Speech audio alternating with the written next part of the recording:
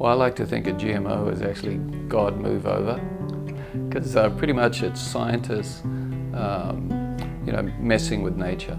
Every farmer that buys a genetically modified seed is doing it for one reason, because they know it's the better seed. There is so much misinformation right now about this technology that general public is having really hard time to figure out what is really true or what is not.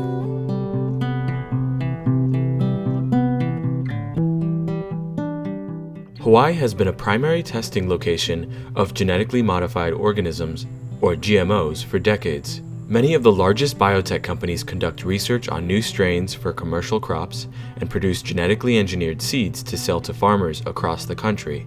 Hawaii is very important to agricultural biotechnology. Alicia Maluafiti is a spokesperson and lobbyist for the seed companies in Hawaii. What they're really doing here is nursery work. They're looking at the types of crops, transgenic or biotech or traditional, to help farmers the most. By doing that, here in Hawaii, instead of like Iowa, they're able to get 3 to 4 growing seasons. After their commercial release in the 1990s, the relatively quick adoption of the transgenic crops by farmers in the US and abroad sparked a loud and colorful reaction of fear and condemnation by activists and the media.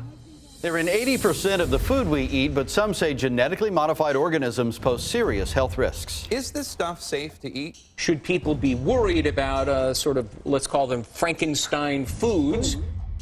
Gardening is our future, not GMOs. Given Hawaii's central role in the development of GMOs, the debate here will undoubtedly affect food sources for the rest of the country and even the world. These chemical companies think that they're going to win. Oh, hell no! Hawaii is ground zero against GMOs for the whole world. Last year, after pressure from protesters, 2 islands in Hawaii have placed restrictions on testing and bans on new research. We believe there's harm, and there's certainly potential harm, and once these things are released into nature, you can't call them back. There's no recall. Mark Ferguson is the president of the organic lobby group HAFA, Hawaii's Organic Farming Association. He is one of the most vocal opponents of GMOs in the state and the CEO of the vegetarian grocery store Down to Earth. Eat organically for the sake of yourself, for the sake of your family, and for the sake of the environment. Genetic engineering or genetic modification is actually one of many tools that is available to farmers to help them deal with the big problems like pests and diseases and weeds. Dr. Anya Wyzorik is a scientist and a professor at the University of Hawaii. We have been doing genetic modification on crops for hundreds of years, so this is not really the most accurate way of describing the technology that we're talking about. Best way would be called transgenic technology. They're doing something which cannot be done in nature, and that is crossbreed species. So they're actually taking genetic material from completely different species and inserting it using sort of quite crude technology, like they call it a GMO gun, of putting different genetic material into genes of plants. The natural products industry, the organic industry, initially was trying to, well, let's get these things banned, right? In the 1990s, Hawaiian papaya faced near devastation after the invasive ring spot virus threatened to destroy fields across the state. That drove Dr. Dennis Gonzalez to use transgenic technology to essentially cut and paste genes into the papaya to protect the plant from the virus.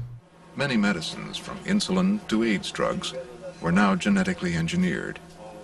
Perhaps, he thought, the same techniques could help plants as well. The GMO rainbow papaya is widely credited with saving the papaya industry in Hawaii. In honoring Dr. Gonzalez for his contributions to the agricultural industry here in Hawaii and throughout the world. Political will or political clout is not there to ban them. Okay, well, let's label them so at least people can see, oh, I'm eating GMOs. Give people a choice. If a food, even a biotech food or even an organic food, has any nutritional difference, toxin or allergen, you have to label it. That's already the mandate. One of the big misconceptions is that genetically engineered crops are the ones that are really modified and DNA is changed, and everything else is pure as nature created. majority of crops that we use in agriculture today have been modified by modifying the DNA over the hundreds of years, even through classical breeding or mutation breeding or tissue culture or genetic engineering. You almost have no product on the market, no agricultural crop that has not been modified by scientists or farmers over the years. This group of people that have a religious and philosophical opposition to the science. And really it's anything that is they perceive to be unnatural. Our position is no, we've been doing this for thousands of years, now we're just doing it a little bit more specific. It doesn't make sense to spray all kinds of poison on stuff. It doesn't make sense to put poisons into the crops themselves. It doesn't make sense to mess with nature. As people learn about GMOs, they go, well, I don't want to eat GMOs. What I find it very interesting is that these crops, genetic engineered crops, are the only crops that we actually test for safety. These crops are as safe as the crops that have not been genetically engineered. There is extensive studies on human to make sure that they do not affect the human health, to make sure that they don't cause allergies, that they're not being toxic and so on. And over years, we have no reports, scientifically based reports that would show that these crops are not safe. Overwhelming, the science supports the safety and the health and nutrition of biotech crops.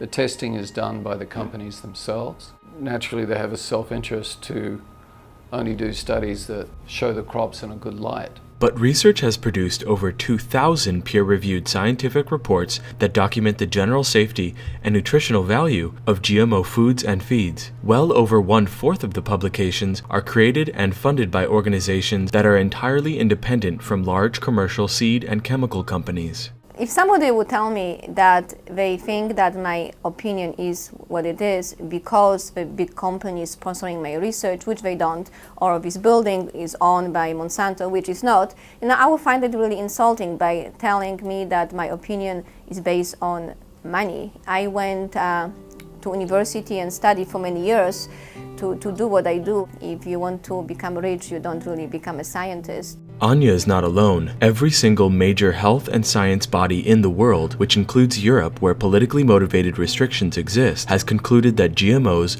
are no more risky than conventional plant breeding. The American Association for the Advancement of Science states, the science is quite clear. Crop improvement by the modern molecular techniques of biotechnology is safe. Genetic engineering is just a tool. So right now, we're using this tool to increase the yield or help with the insects, but these tools can be used to clean up environment. We can create the genetically engineered plants that might be able to clean up pollution. And as we're using this tool in agriculture or in the environment, we got to use it carefully, but we cannot just throw it out because we don't understand it. It can be religious reasons, can be moral reasons, can be and it can just be, hey, I live in a democracy, I've got the right to know. If we're changing the way that we operate, we have to come out with new rules. So what are we going to say? We're going to say we're going to label genetically engineered crops because public wants it. If we're ready to do that, that's fine. But then we have to ask ourselves a question, what happens if tomorrow public wants something else on the label? Only time will tell if GMO labeling is productive. One thing is clear. Scientific truth is not and should not be subject to a majority of votes.